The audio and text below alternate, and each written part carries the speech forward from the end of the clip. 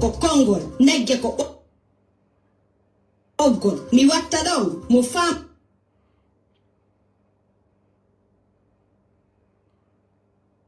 mo firti ko haldida o wona neɗɗo ɓe innay neɗɗo ko kongol negge ko ɓoggol mi watta ɗon mo faama ko latu waltude si goɗɗo haldidama yo hunnu ahadi sabuna ko ɗum sennidirtamo e kulle ɗen guinéen ala faamu droit et devoir ɗum koko hananimo e ko hani wadde mo fokkintini kippiro yo o jokku han o sennidira guɓe e condi ñaama tuutita ittay dimankako si a andi a wawata wota fuɗɗo wota ukku woɓɓe sortoɗa si yite wuɓɓi wutta faabe wullira goɗɗo ko a intérêt kako a feetuɗo imo selli ken ko bewre e angal dimankako o wondi mo willike para yo cikko wulay si wela ko ɗo iyata janguɗo han gayni mo anda ko hanani ɗum e ko hani wadde den tuwa continue de ɗum ɗo parce que bare balcon wawata nangude yimɓe ɓen ɓe wi bareru sika ka balcon du daroto ndu hekka ndum bareru ɗo wawata ngatude goɗɗo hande kadi yitidi musidɓe o beela darude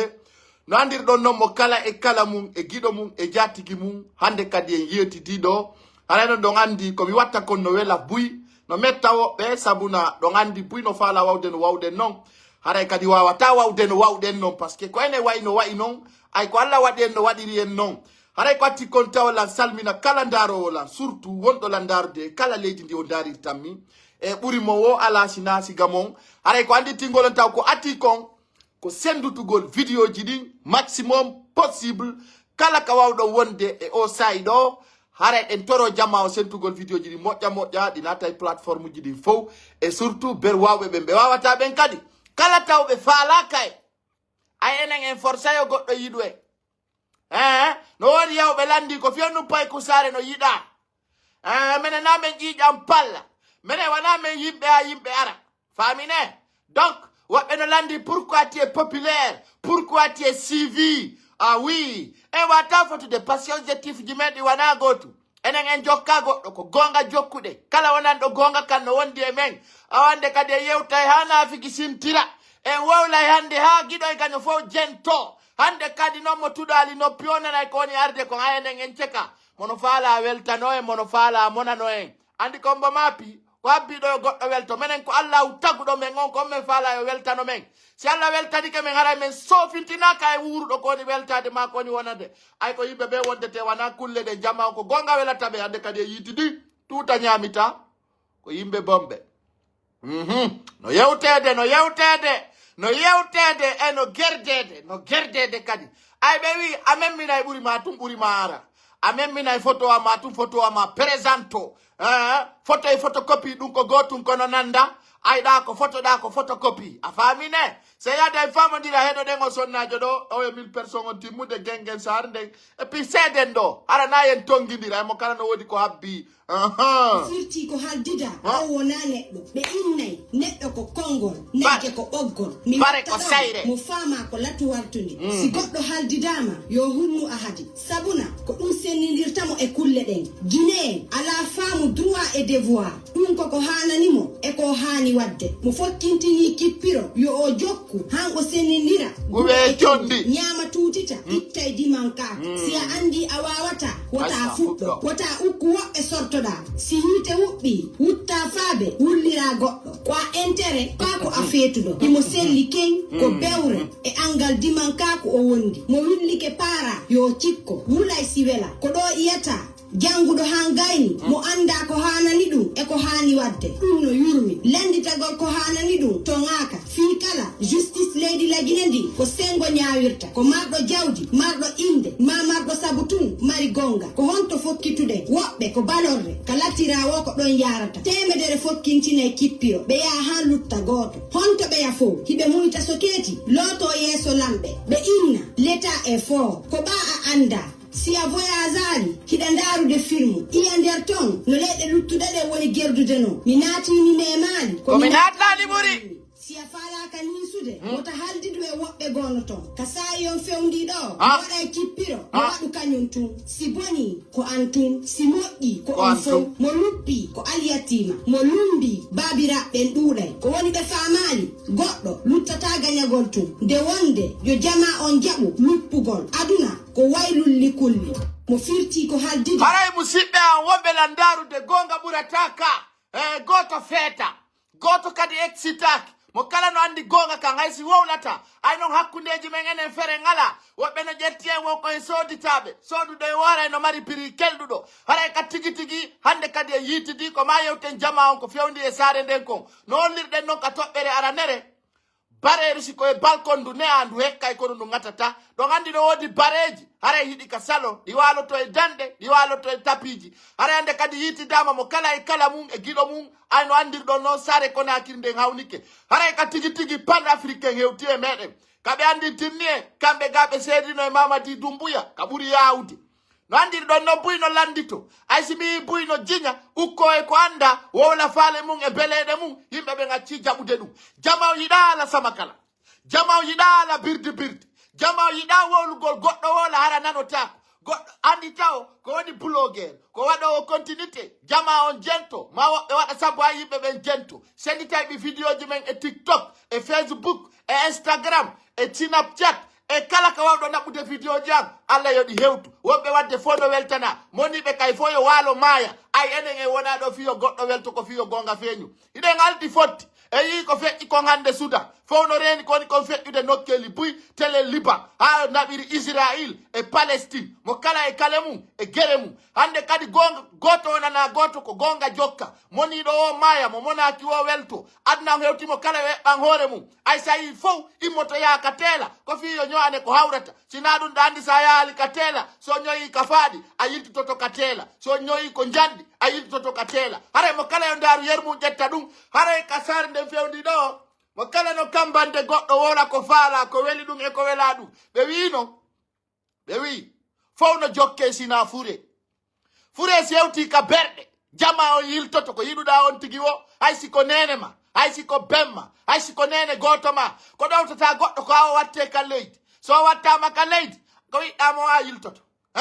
so a nanuɗa yiɗi goɗɗo ma wonata ɓawo makko wona Allah noddimo njelo surruɗen ɗo artuɗen hiɗen jokki haaju men ko njelo wolanɗen ɗo jaɓali hiɗen jokki haaju men joni noon haaju mo yani e an en ukka yite saare nden ayen ceka buyno kambande yimɓe ɓe hino andi ko woni kon susata wolande kambanteɓɓe kono siko menen haray ɓe wawi yawde ɗaɓɓa ticket tum ɓurkun kanude fawa e hoore an e himo sooda himo famodiri e ɓe himo yaadi e ɓe hande ko ɗum o woni wolude janggo ko ɗum o wi minen ɗum fof men sokka juuɗe min ɗo wawila kono Ousmani Gawal ukkowo yitte wowla mettuɗi inna onon on kelɗa on yanantamo hande o fusali vitre oto makko hande o yanalimo ka makko hande on piyalimo yimɓe ɓe yo accu yawodirgo sina ɗum saare nden faaɗi haray ala ko jinde ɓe holli noon wo gerto e ɗuɗute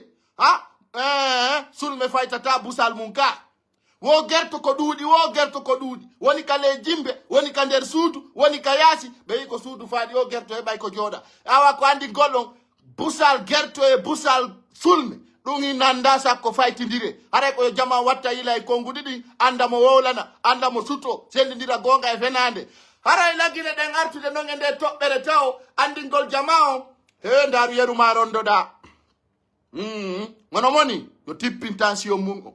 gere on en fuɗɗoto woni mo kala e ittiri mum e wawiri mum woɓɓe ko mbuuɗi waɗi woɓɓe ko feere woɓɓe ko gere woɓɓe ko piiro haray en haldi en fotti e nder o vidéo ɗo ko yewteten taw ko fi liɓugol laamu Mamadi Doumbouya ɓe wi noon tagaɗo nde mo ƴetta exemple o taw ƴetto e mayɓe ɓen sa yimɓe no inna jalloteli en ko ni nangira ko ni ɓe waɗira ko ɗum ɗo ɓe waɗi ko ɗum waɗi si ɓe nanga ɗum fof ko fenani ƴettugol yimɓe mayɓe eɓɓidira e wuruɓe kon ɗum woni ɗum goɗɗo yaali laakara humpiti ko feƴƴi ton koko winda wona jangede terteɗum ɗum no tawa e jasere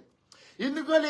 sa ari lagine ga an kadi artu ɓe nange ɓe soke ɓe ware ɓe raɗoma ɓe piya ɗum fof ko faalaɗo laamu o tuɗoto ɓe wi noon ko faalaɗo dumo o tuɗata juuɗe Mamadi Doumbouya ko faalano laamu ko France o wonno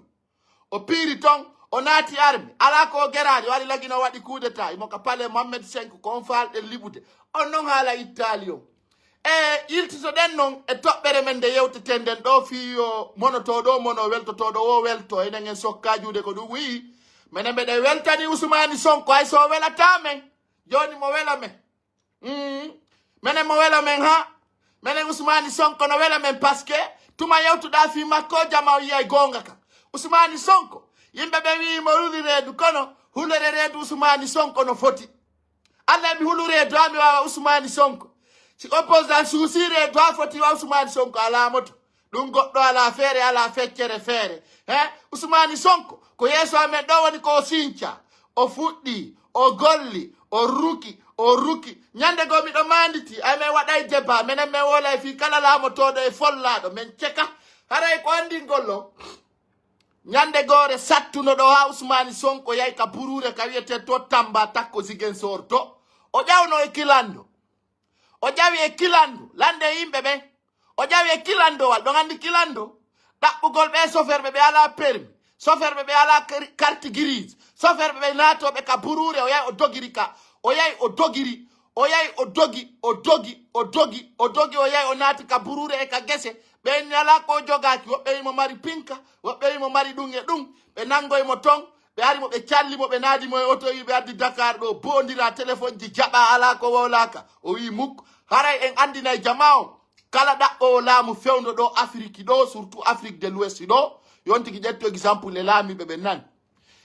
yewtaɓɓe yewtino wosi tawi aynitira goɗɗo ɓiɗɗo ma ndaro hay siko marnoɗo n'est ce pas inna quand même innitira on ɗon ay basal wela haray ka tigi tigi jama o ronkay dey jama o ronkay de jama on na isansi sunnata jama wana kaaƴe rondi jama on haalay gongaji ɗin hay si ɓe yiɗa ɓe nun nayi haray ko andigol on dow Ousmane Sonko kanko ala ko geraka ɗo kono o laamike yimɓe ɓe ginna o Sénégal ɗo no mari démocratie ɓuri laggine démocratie on ɗum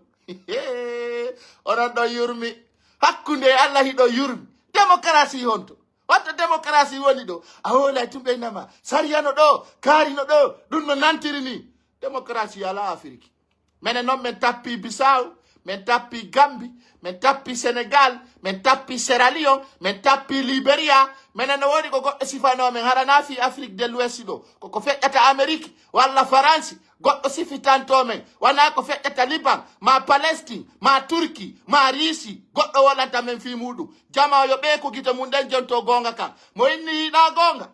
a bambay fenade mo bambi fenade le on tigi hersay awa Allah dandu en hersa itti hande ha ko arata yeeso haray ka tigi tigi e gartude nden e leydi men ɗi si tawi yimɓe ɓe no darde to jama en nodden ha ɓe déransay jama en si déransi en tun en memminay gere menen me wi lagine ɗo koyo gere waɗu yimɓe ɓe noyna ko ɗum habbiɗo waɗugol gere koyo gere waɗu dey si gere waɗali goɗɗo laamotako joni noon mi halanan ɗo penale wonade wowlede penale ɗe ɓenda penale ɗe goɗɗo duwaka hoolade penale ɗe andanɗa hoore ma yiwɗa ɗe tele ɗandi ko fenade hombon woni wande kadi ɓe monanila min siɗon monanila waale mayon accu hakke koto na mi duwano sispandude olala ok ko waɗɗo ɗo tettumorum ko mi duwano elminde ɗo habbe artiren oɗo réactivé voilà très bon sikki ko ni yarata je hakke mo ari ɗo no yenna min ani lay programme ji makko ɗi direct ok cey hakke haray no jiiɓodiri ay no jillodiri bon andingol jama on ande kayno welta ay kala moni ɗo ndaray no gerda musidɓe o ɓelandarude hiɗen yewtude fino Mamadi Doumbouya liɓire kono piiji tan en wallinay ɗum to feroɗen kala noon nanɗo nana mo nanali o waalo maaya wiwɗen honɗum Mamadi Doumbouya France wallata en no iwra Amérique wallata en no iwra e yiiɗo foninke menge yahi iwrodiri e façon portoɓe ɓen fof porto dane porto ɓale porto boɗe kala porto ala ko hiwrodirali kono ɗum haɗali ɓe keppimo ɓe naɓi ɓe maroyi porto wowli to kondani ala ko gerali fenade yalti mo holori perto holori fenade seede porto wallata en no Mamadi Doumbouya iwra onon ɓe famata ɓen ay son wolanama ɗo ho ko arta o nanata ko wowlete Maître Amadou Bella min mi ala ko mi yoɓe si Allah yoɓima moƴƴere nde moƴƴina e ande haray ko ya waalo tun ñama mbuuɗi Maître Amadou Bella tun ño atta conci miijo fiyam ño a wallina mi hewta o jonnammi o fandomi kay mbuuɗi siga oɗo ko jooma gikke Maître Amadou Bella ño atta basin ndara tawa ɗum ɗo no laba miskino handa e mum ay basin o ko marɗo mbuuɗi o wattoto o ƴetta ɗum o jonnanmi Maître Amadou Bella ndara to kala conci yaltuɗi tawata ɗin ɗon no yaadi e moko ba e konngol moko ba o ƴetta o jonnanmi onni koye mi watto Maître Amadou Bella tu wawani lan ɗum ɗo mi dullanama Allah ta en hersidir aduna e lakara hay lakara se yiido e naatida e aljanna si Allah salaki meɗe weltanima kala faalaɗo conci siga ɗum ɗo yiɗuɗo lam faalaɗo soodude conci hara na e hoore samakala hara na e hoore fenande ay mono yiɗuma walla yiɗuɓe maɓen ko giɗoma tun sodata conci jonne a yimɓe ɓen no añani ko ɗo watton escoroyagal onon ɓe ñowoɓe basenji taw sikkumi anda ɓe noddaɗa yimɓe ɓen ɓeyna meɗen faala ma waɗa meɗen faala yo payku sare waɗanan publicité mi sali on kelɗa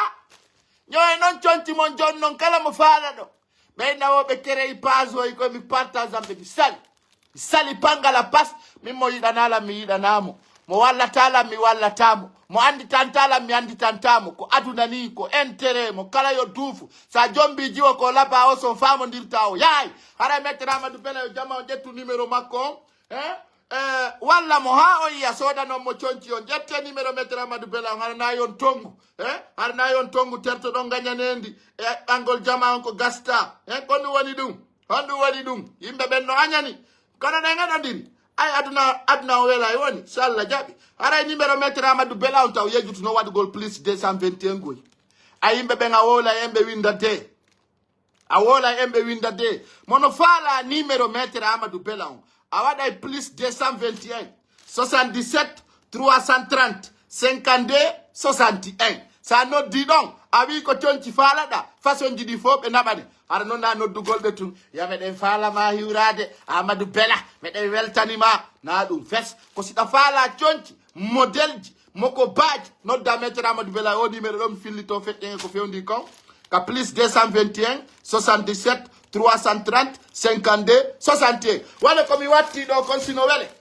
ko 6 avenue shop ɗon andi magasin men on no ɗon kepiji no woodi dolokaji no woodi poloji no woodi kala ko faalaɗa no e biti kon sa hewti tun a wi ko payku sare arɗa yidugol ma ko sodugol conci aray tum ɓe hollama ko honno piji ɗi yarata watta e monodira hiɗon andi kadi ka muse bari ɗe yeyde ton paɗe labaɗe paɗe ɗen fof no andi hande nun ɗen duwanno waɗugol vidéo ton kono ɗon andi ko sati ko yani no firta ko sati haray ka tigi tigi jama on no weltana e télé ndun ɗon moko baɓe siɓɓe yiɓɓe wonɓe darde fewndo ɗo ni ko muyni pati ko angal nene si nene yayi ko ma pati muyne haray ka tigi tigi Allah e barkiji ɗin e duwaji moɗon ɗin e ngala sannude conci tuma yalti o enen e wattoto ko aduna ni haray bon ɗe gartude noon e leydi men ndi wala nen jama on ko fewndi ko Allah walli wo wakkiliɗo Allah no yiɗi en ha kono ko yen wakkilo haray ka tigi tigi jama on farama accudude en e hoore men wodi yimɓe wonɓe en noddude holla yen waɗu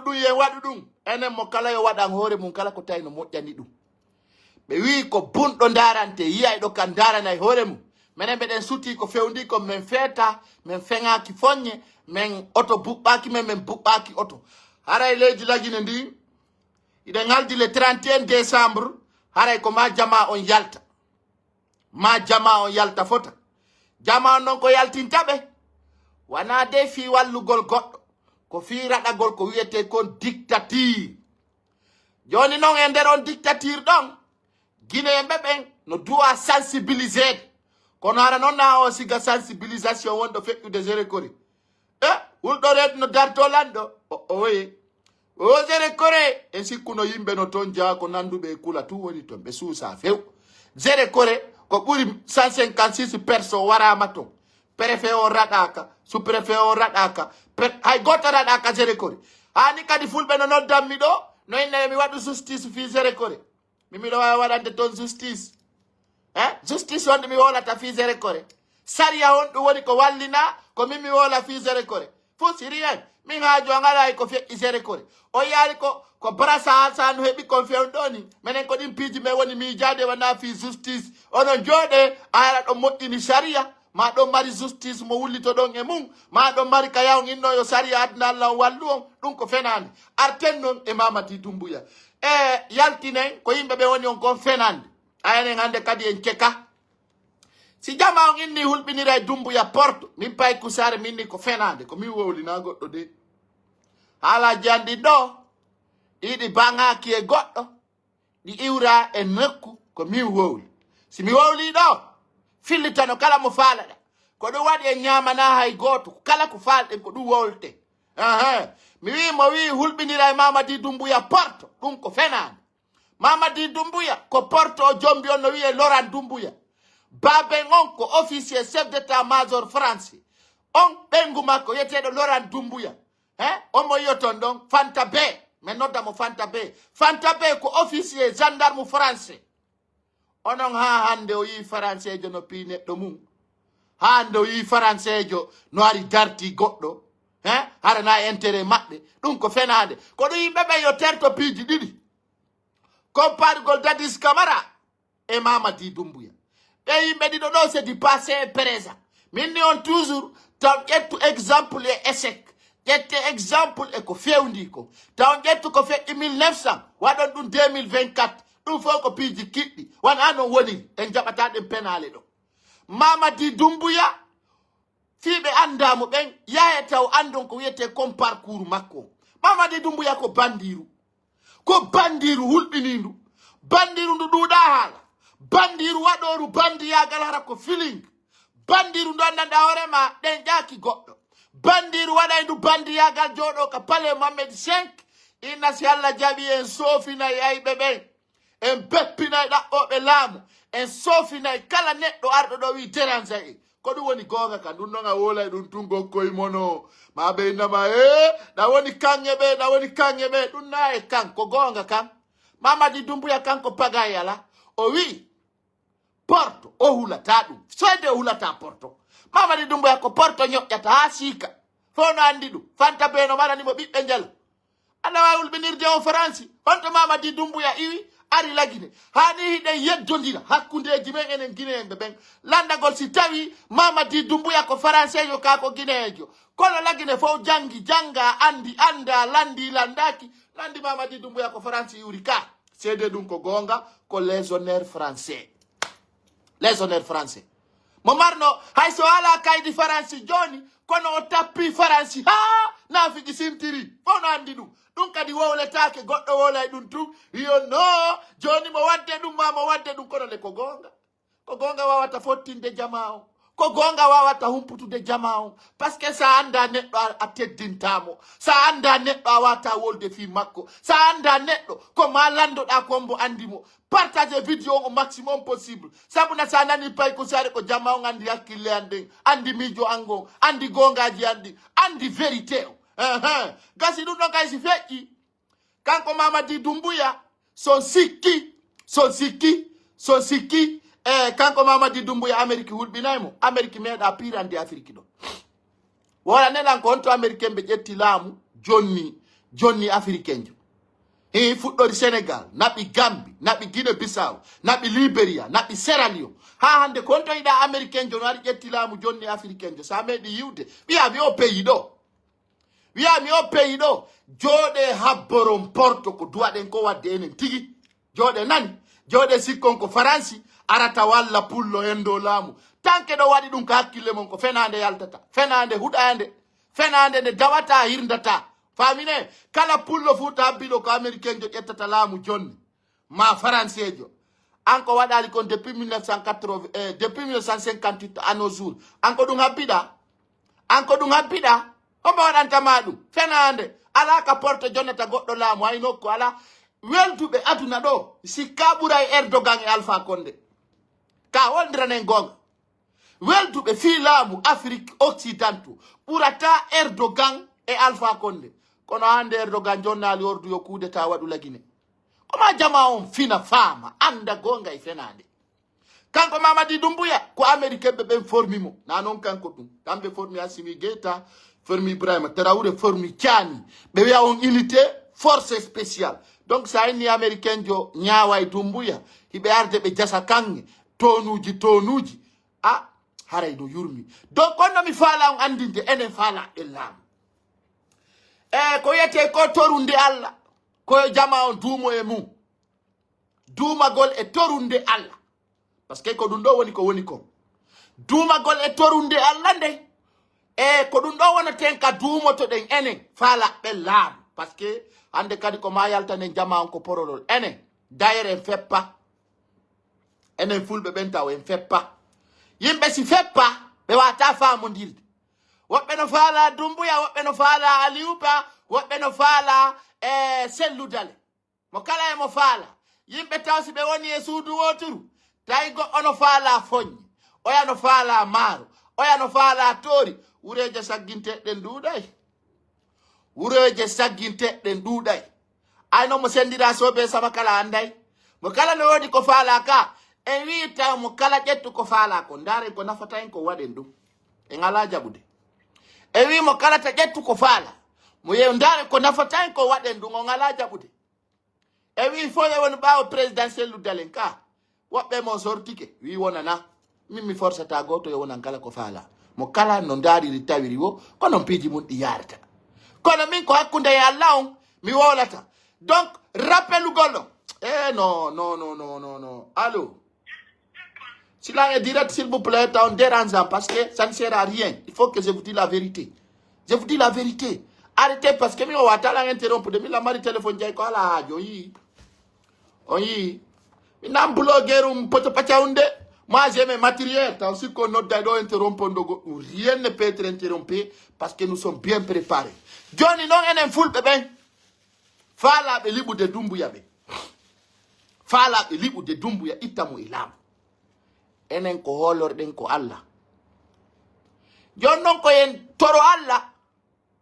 ko wallata en kon fewno ɗo so ndaari Ousmane Sonko dernier campagne makko on ka législatif ɗo hari mo jogiti deftere nde yayi ndaron campagne makko on tagaɗo taw sa rasiroto e ko jokkuɗa kon ko ya andu ko Allah tun woni ballo ma taw ko Allah woni guidma o ko Allah sofatama tuma ɓitti ko Allah sortatama tuma mapiɗa parce que tagaɗo on taw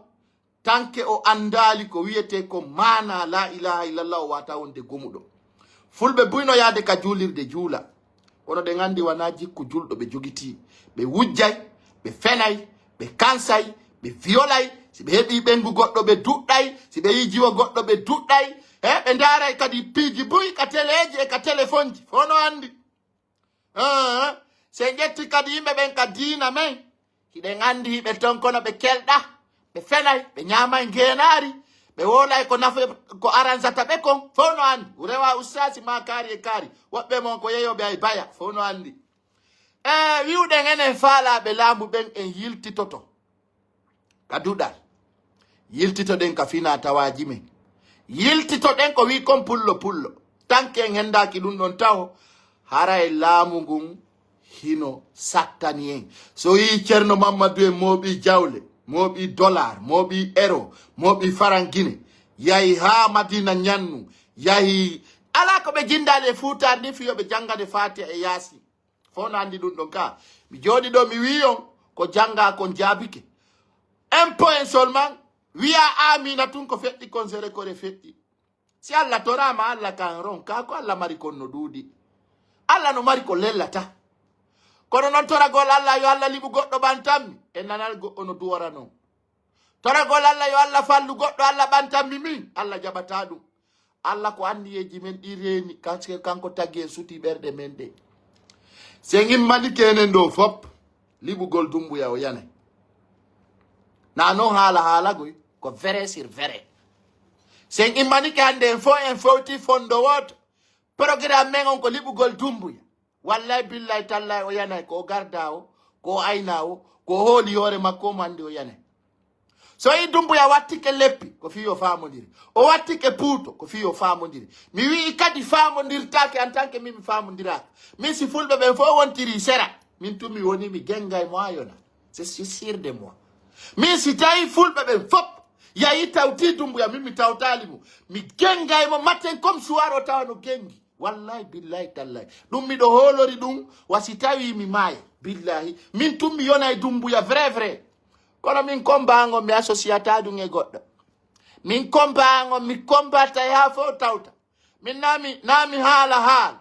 min na poto de min men gere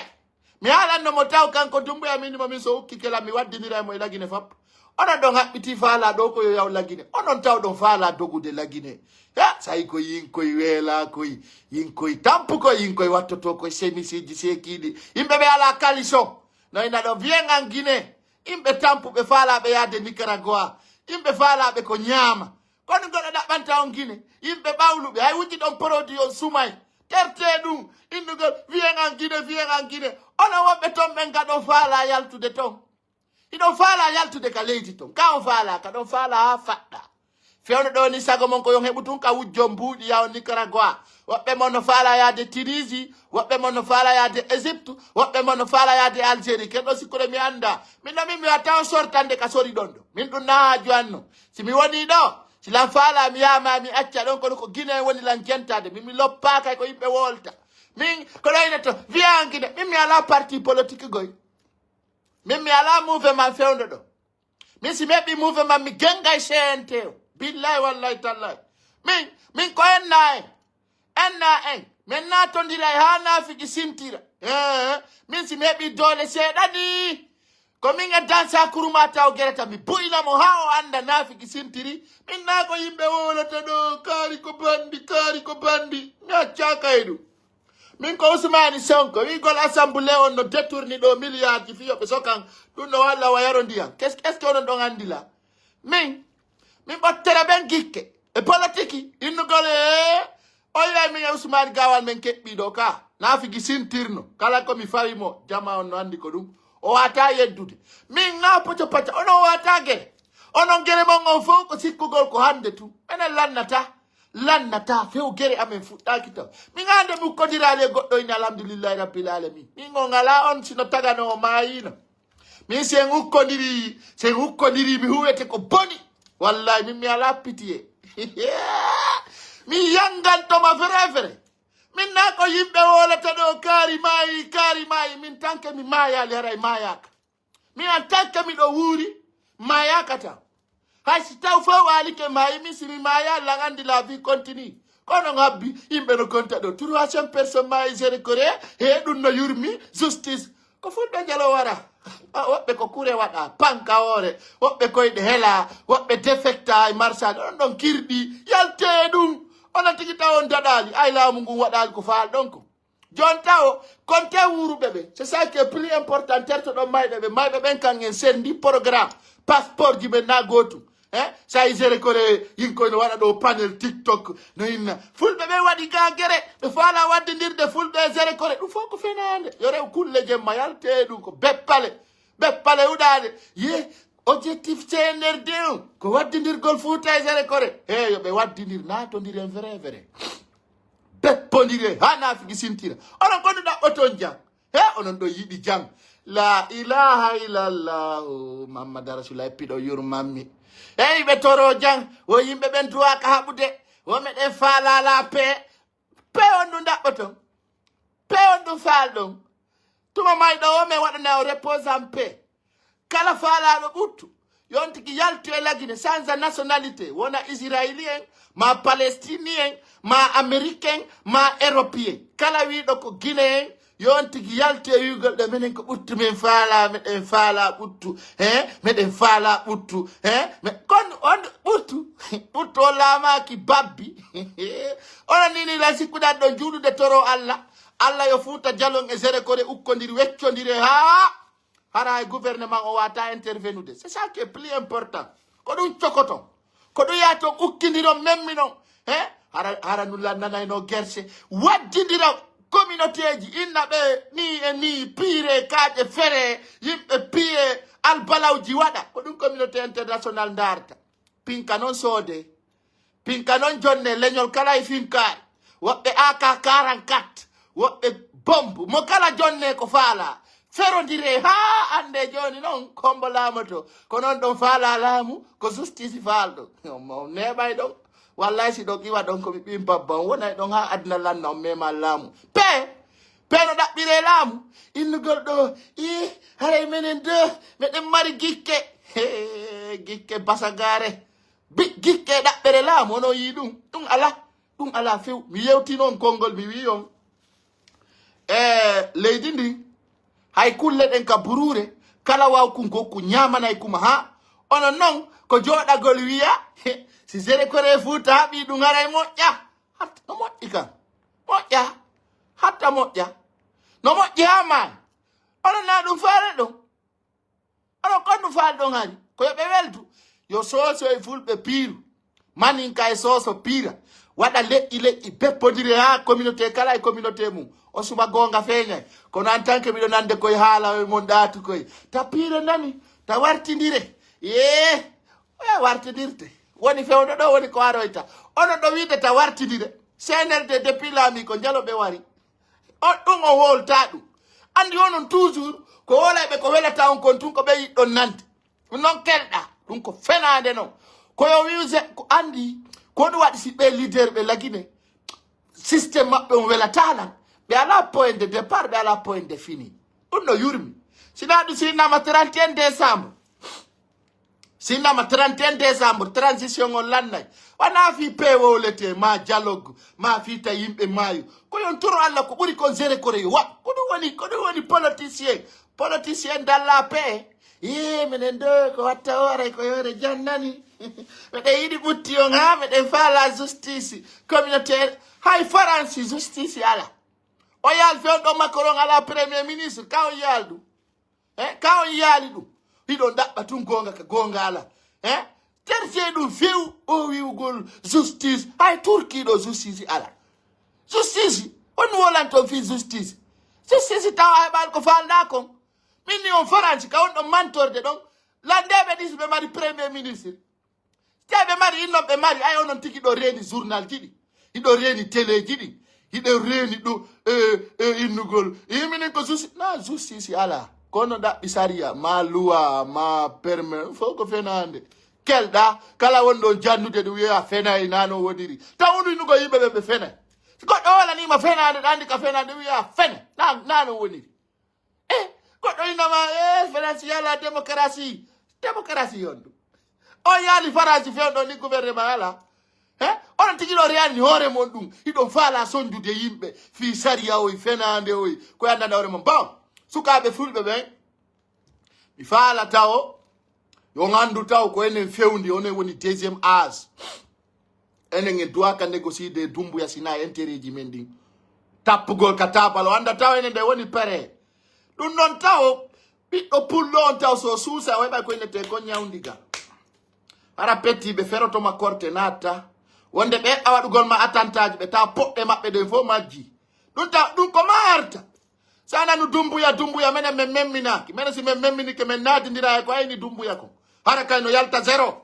min si mi wowli ñallal gotal dumbuya yeddi o yey ko allah maranimo kon min mi ceka min mi ɗaɓɓa yo welde min kala nodduɗoɗan fiyo men weldu mi ceka faala ka weldigal mum o welataɗan min weldigal ala hakkude men woni on omba woni ɗaɓɓoɓe laamu ba menen ko droit leñol amen ngol ko ɗumen woni wadde dalle principe à l'avance ko ɗum woni important o naynugol lagine ɗo meɗen faala kaari o faamu ɗum fof ko fenade yo rew kulle jomma ɗo andi nini telen ka CNRD ton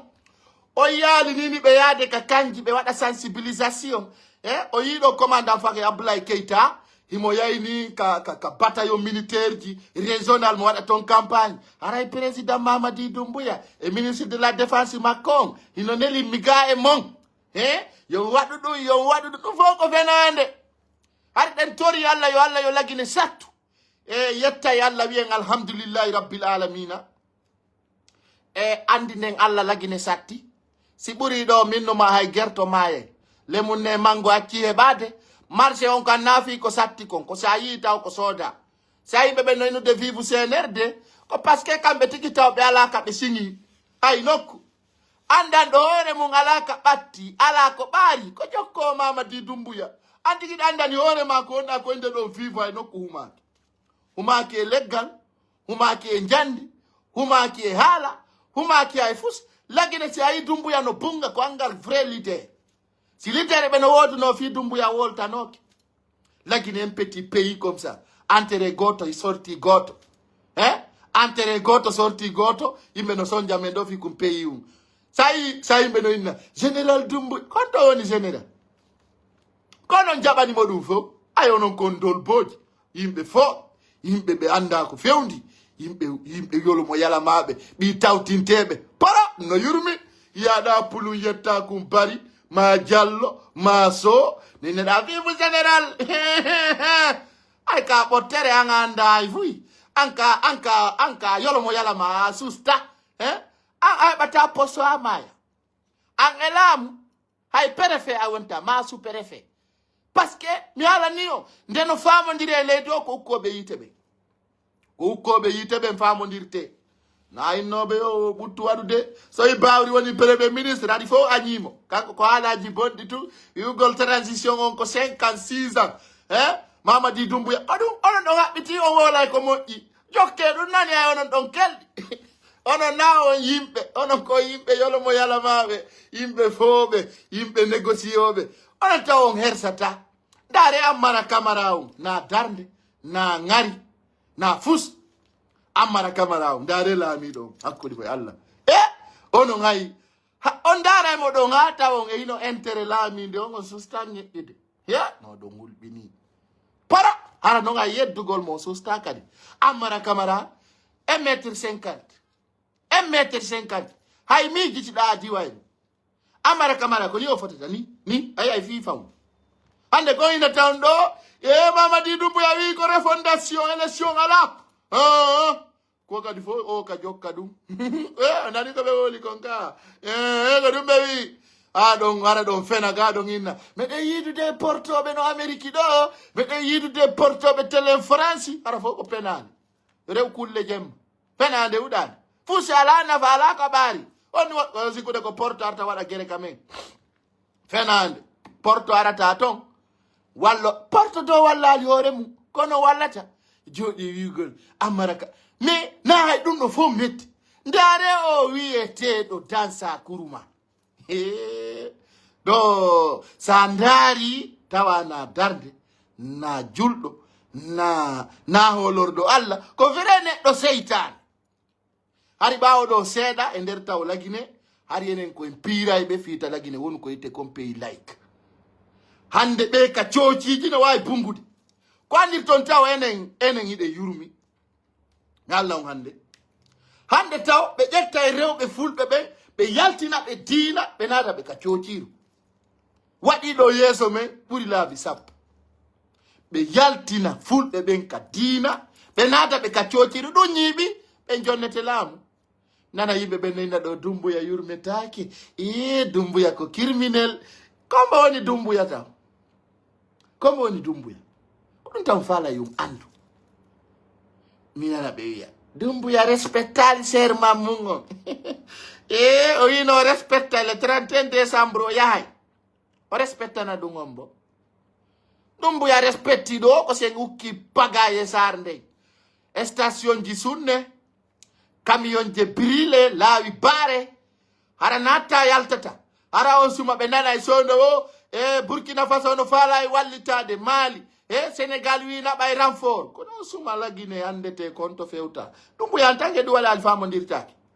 ɗum famodirtake ndi fiddaray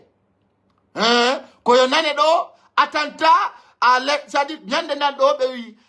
attentat la sûreté de l'état ande aray gonga fuɗɗama en tant que ɗum waɗali gasta Doumbouya fewndo faala nangude Alpha Condé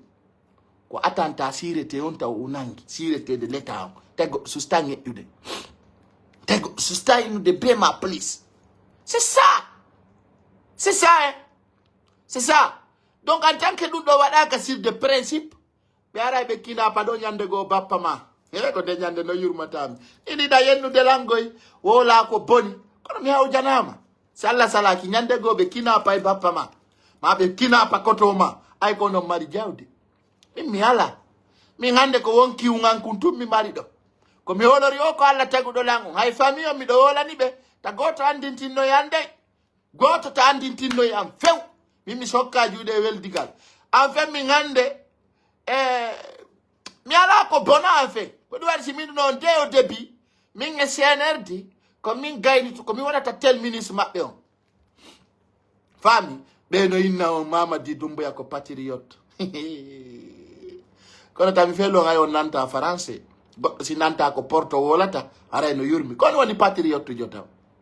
patriote ko neddo wolo gonga holla on do video goto panafricain jo wola do gonga no sakiti Mamadi Doumbouya ala bi poy mettez-le quel s'il vous plaît, je vais montrer ça. Je vais vous montrer ça, vous allez comprendre. Éditez. Il est en train de détruire toute la vie politique civile en Guinée. Vous avez vu le nombre de dissolutions de partis politiques que le monsieur là a fait? Il dissout les partis politiques comme si lui-même, il était venu par un parti politique. Comme si lui-même là, il comprend la politique. Lui, il comprend la politique où?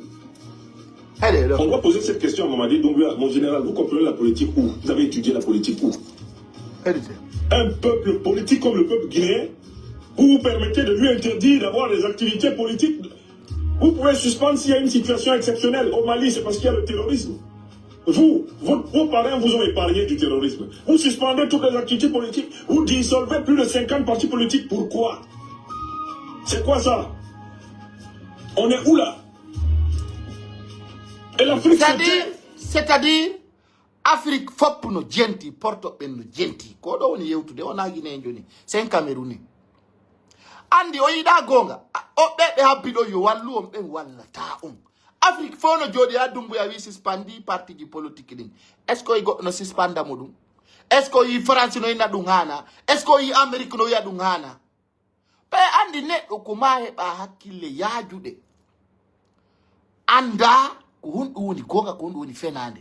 Sente vidéo s'il vous plaît, sinon be kala emu. Sente la vidéo. Ande ne fulbe be minni e yalten e retard. Ande sa fulbe no doga ba Ousmane Gawal. Neddo mo lamo ta ko be yama ko mouvement de soutien ko patriotisme dum no tawa e tardement. Tagado taw mutuwa andude stay ko lamu fala. Mimi fala andude stay ko lamu ko mi fala ko onon fala don. Be lawol parce que ko do woni lawongol. Ko do woni lawongol ma infiltrer lamu Doumbouya. Ma infiltrer yibe men kalamu Doumbouya. C'est ça la stratégie. Nous se kombudi wate wade. Mais on ko sama kala falo e walla ene be fulbe de yidi sama kala wi. De yidi sama kala trop. De yidi pagay. Ko do be jetta e sérieux. Rewa jangu be membe rewa mawbe membe rewa suka be membe rewa hay goto be jette yibe sama kala parce que nous sommes pas sérieux. Mane do sendindira sobe sama kala kono wadi ha Doumbouya yawi ono wadi kono yinni siga makko ala madum kam me yiltino lo me nyaw ko fenowo don fo do no raliade ina meden bawo kari goy ay kanko me yiru no ma ay wi afena say wano Idi Amin no inna do jama on kanyum yi fulbe koni o yal fulbe be mali be sina kambe lami do famondirta ke nyande o ko weccondiro stabilité ala pepondirte en Afrique sintira et ko fulbe ben gagni torta Afrique do ça c'est clair. Et la vidéo ko me lando vidéo di makko didi ko be won de vrais panafricains be famina no ma Doumbouya c'est un traître, il fait la mission de la France hande non mi halan do Aliou Ba parce que bete kanko mo wolde Aliou Ba hande yo yewtu o yalta wiya me ngandi ko France mi ji kon fi la Guinée do à partir de 31 décembre si France dégaza li Doumbouya, mais nada est pas gagné lundi. Mais l'an de départ France en Guinée, lorsqu'on a évoqué les cas des installations des camps militaires français en Guinée, on n'a pas. On dit qu'on met tatala et qu'on libère de l'homme, qu'on met dans gonga, mais sous ça, fait. Madou Yugol, mesdames et Ngandi, Doumbouya no prépare kanji français la Guinée. Ado ji dung. Wawle jama on andine dum ande Aliou Ba yaltu ya awa si fait il est 31 décembre kala intérêt France wondo la Guinée bonnay fuddori simandu fop sunnete lanke d'ailleurs lando den kadi départ ambassade France on der la Guinée di o Burkina be ono be sunna ambassade France on ka on yaldu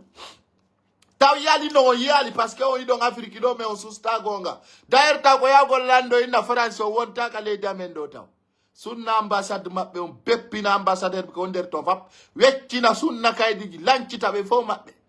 dori ambassadeur on fota wona état d'urgence onon kono wonno inu de pe jalo ko ya jonsi be noddata be ina jama on awa andi no be leader be men taw ko yimbe fobe hala na taw ka sofi o kambe si be noddama fi jonne de mbudi be jabay de ngandi duwani min sukabe nge yaltenge mafia yaltenge mafia taw enen tigi taw subondir beben yen wadu o gere do hare de ngandi objectif men ko ondo hara ka woni don si ambassadeur de France acaka anka si leader de tawtu do en wi tawto yay Dumbuya be wada négociation autour du table o yo andu ko waretedo unta wala bana modum andi tanun ka jettuda on accord do wo haray anka maydo min ko mi maydo ko habbiden ko nyalande ko hettugol ko aranden ko ma hettugol ko falden ko ambassade France on sofine har adna la fo wala fi dum yalti non IFDG o programme ji dindo fi on dum parce que ene na inde IFDG on e wolde ko on ko wolde di parce que min buyno sikkude min ko expérience sellu dalen fidélité min ko dum mi jokki sina dum min on yida talan ay communicant jo IFDG min ko sellu dalen idéologie sellu dalen on ko dum mi jokki IFDG leader be on be tombe fofanki wole on boni wolde ay goto parce que on be wolude be ala be jentay ba e hala e bawo kugal dum ko fenan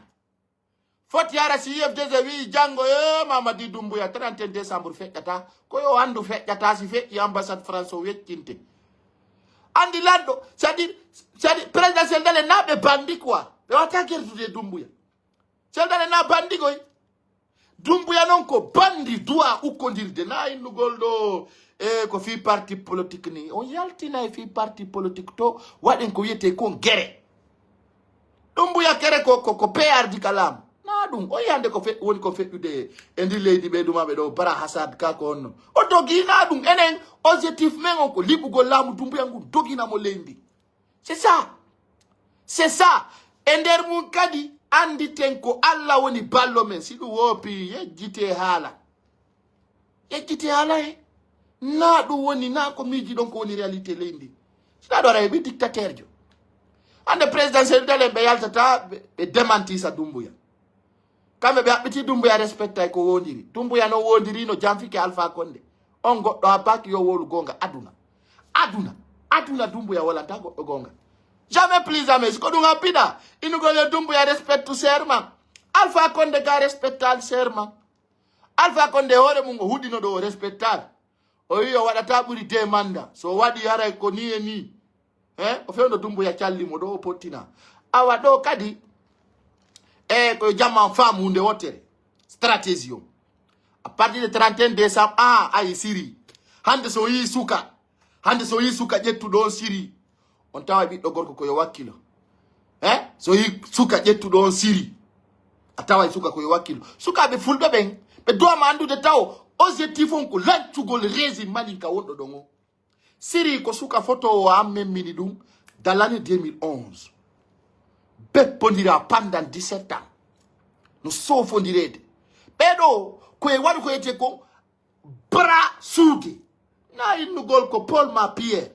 do ngandu wara ko enenta woni hotel bebe non na potago lendi c'est-à-dire my plan stratégique ko dadi min nene fulbe be wonali pré la magol ta wallahi c'est woni pré la magol si Dumbuya no wada 24 heures kalam ko solide hakkude Allah e naadindiray mo ha o confirma kanko groupe makko fa menen se rewi laawi amen di seconde goto si Dumbuya ngei ba menen ngandi tawombo be nangata aray mo mapi mimi no andi na to be kapale yalta ben no andi la si mi naadindiray be kama gara ko clair har be sustange dude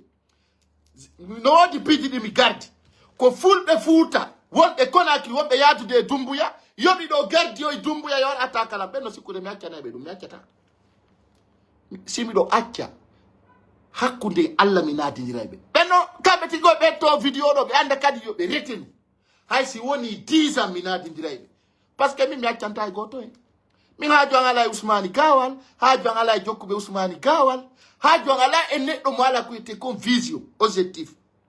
parce que fulbe be kala kabe woniri yo be andu na pe woni lagine wana butu maninka kadi ko boy lama de don be sanzanta soso be sanzanta maninka be sanzanta pullo be sanzanta goto d'ailleurs c'est que ko doit den ko wadi ko stratégie hen pa yo dum be ilana ngol lagine wana famille quand on vous parle de 4 raisons naturelles c'est faux La Guinée, c'est 3 régions naturelles, 3 régions artificielles, et région naturelle. Ko Fouta Djallon tout est naturel, l'autre bébé faut artificiel. Mais on a la superficie la Guinée. On a d'adum. Na yon jodo perdon tamong e Ousmane Gawalung ko susata e résistude.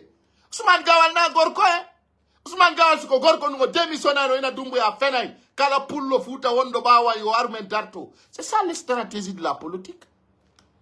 Inna do e nato ndira dumbu ya e démocratie nyiba. Woni derton. Tatande ko be watta complicité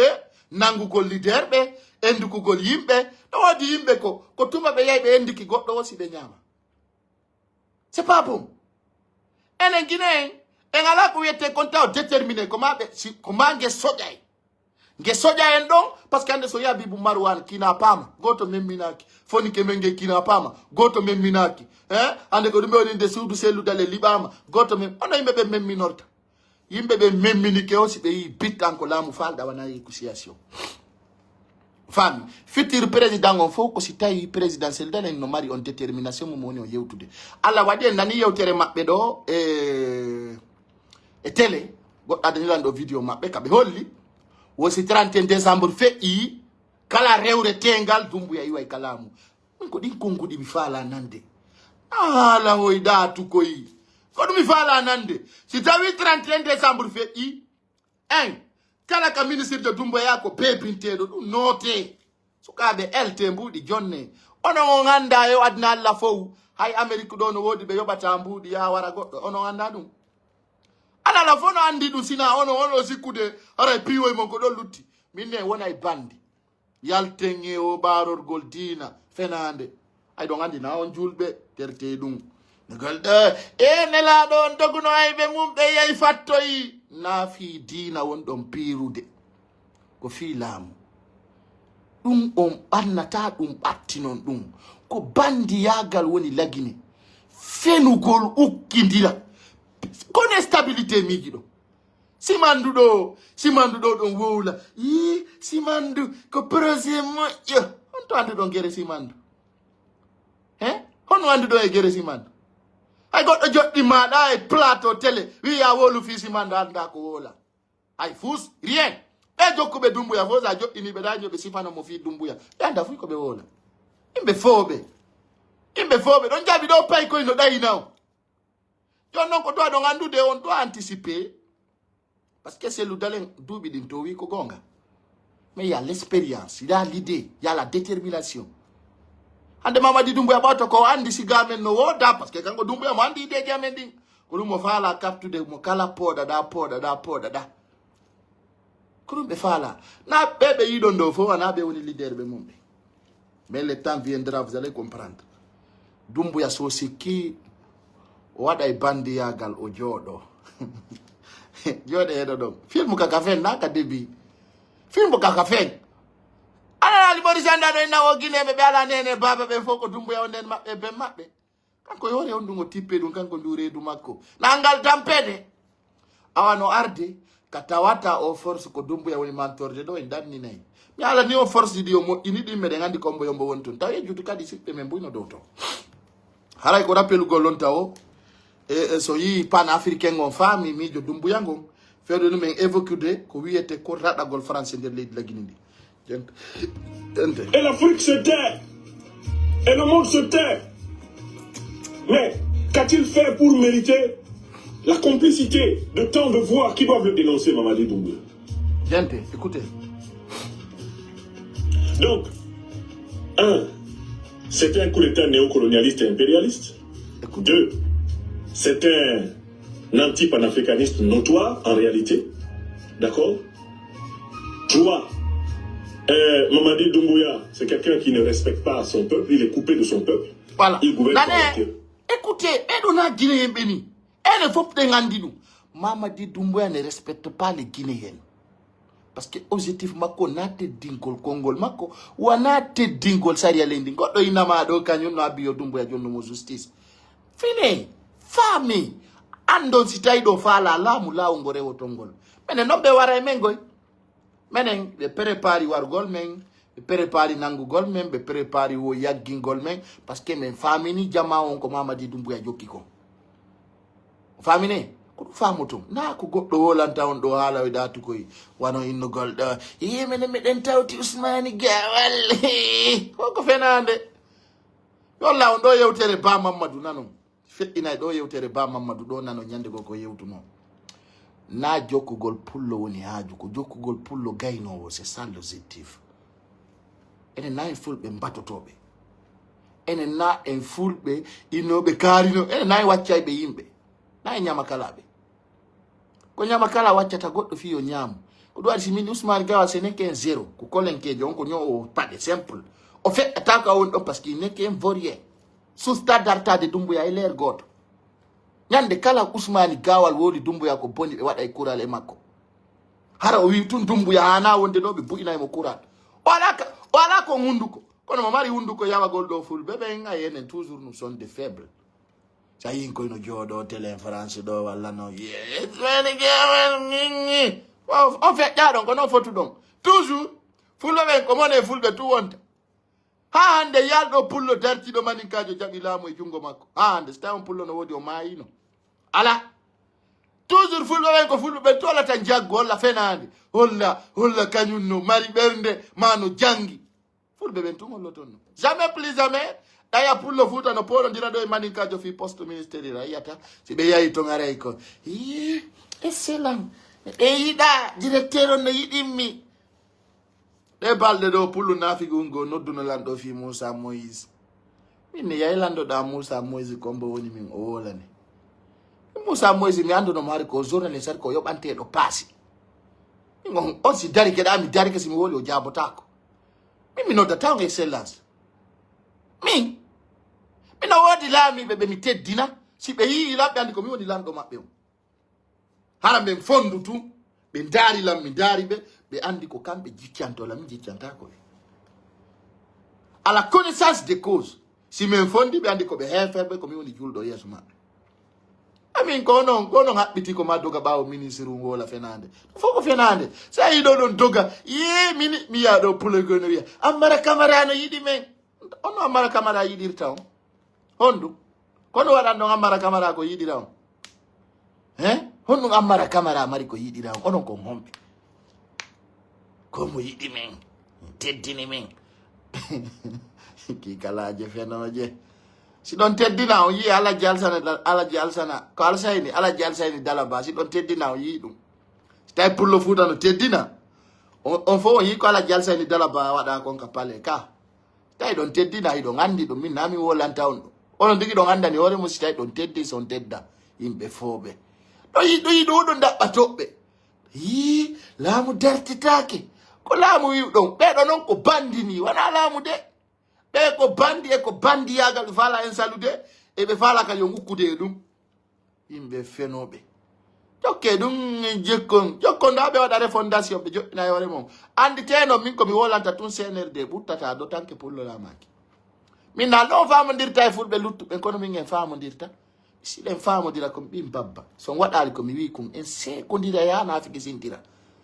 e kadi sukabe no aderi fam sukabe no aderi experience ango futa sukabe no aderi experience ango sukabe no tawti dum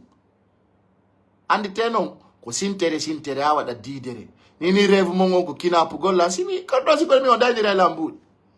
min bembe bandu don do fop mi nyamminaybe wallahi billahi talla mi nyamminabe ka be andi goy o e mabbe no andi mi ala do ministre jo fena no la sinara jettu $2 millions pida ka jungo ando hay Dumbuya si mi yindi mo ko dun do yeddi o yay ko mi huwata mo ko mi ceka goy min ko gine huli ko fo mi sokka juude do mi hulata ay goto ala wadi na ngew Thailand do na o yi go ngarno ukkodirden Sénégal do mi ngela mu senede ngume ukkodiri men nato diria fu dinugol porte plainte ni min be beppale kala ka be porti do be mi nadi diraybe be no e fudiga dogo lendi yaru do min mi doga to ando mboni mi doga mi yawonto am dogo de mi nyande kala yido no lagginande ko woni mojjude woni arde mi ceka mi haja ka yo goddo welto e on be winude fo ko pe woni wolde fi mun sekebe yimbe torotobe hey hande ay be jeya kala Guinée ben no mari gorgu buri Guinée be ben ya no yurmi be. Il est d'une violence incontrôlée envers le peuple guinéen. Des opposants ont disparu, il ne veut pas leur rendre justice, ce n'est pas acceptable. On peut pas continuer à se faire. C'est-à-dire, opposant de la Guinée, il faut majinama. Faut pour Mamadi Doumbouya majini. Quand on y a de nous, c'est un Camerounais. Observe donc qu'il était comme pan-africain. Kala d'appo la Guinée majinama. Ande lutu de l'on faut qu'on ninke ono kwa liuba. Ono woni gerta de ni. Ono kad be fala mo kina pude.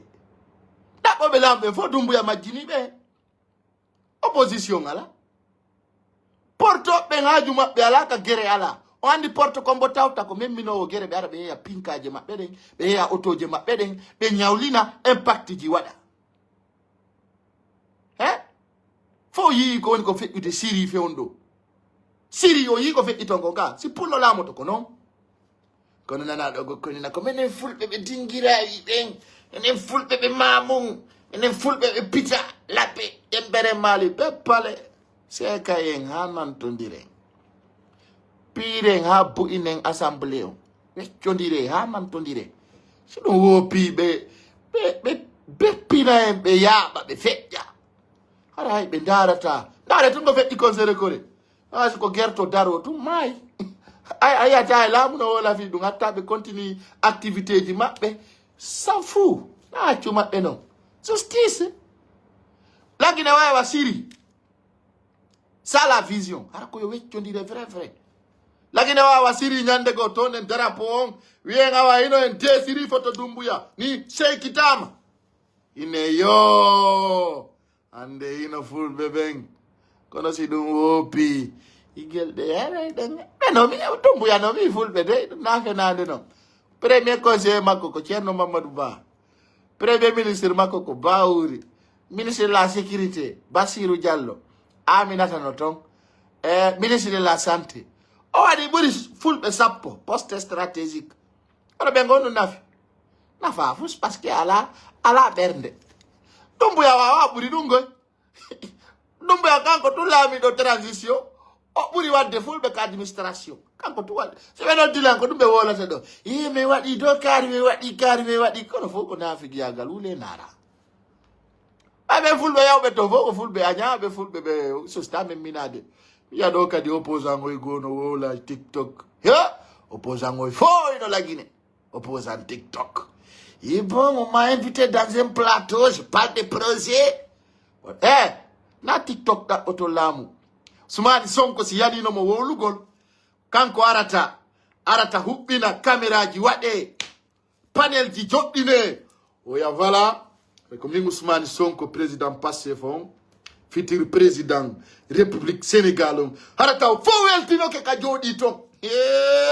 La ilaha illallah Muhammad Rasulullah sallallahu alaihi wasallam. So yeuti ha o gaini ko fandi atawa 80,000 personnes, 100,000 personnes no ka expérience.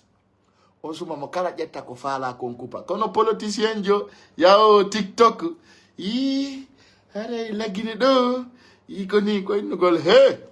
aray ko nyalande kari ko dundo inscription jonne sukabe wade LT c'est-à-dire la Guinée wona dans la panique ta rekodi sa goddo fotarda susimu abobe lambe susa Doumbouya ko dum buri kanude mi fala yo hebu berde inno ara hula ta Doumbouya ko dum mi fala quoi ça que je veux ardo way wa au moins hara ungole ko miji don kono don wuli mo don inna mo général yi général Doumbouya général on inna ko fenande na o général non tawa garadi gi makko di fo wujju ko fenande ombo ko ndungo wadi a woni général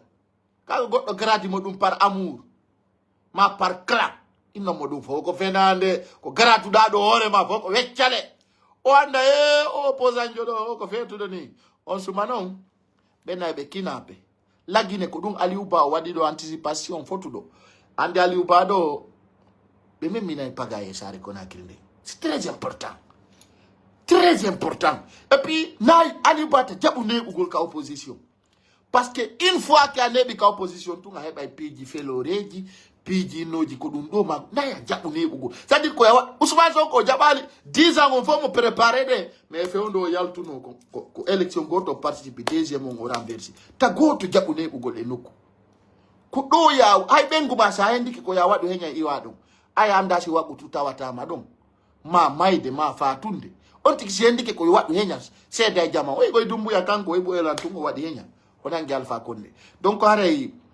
dans le principe de notre vidéo ko yewtugol on taw fiɗi torundeji Allah ɗi duwa ɗen joɗanade enen sukaɓe fulɓe ɓen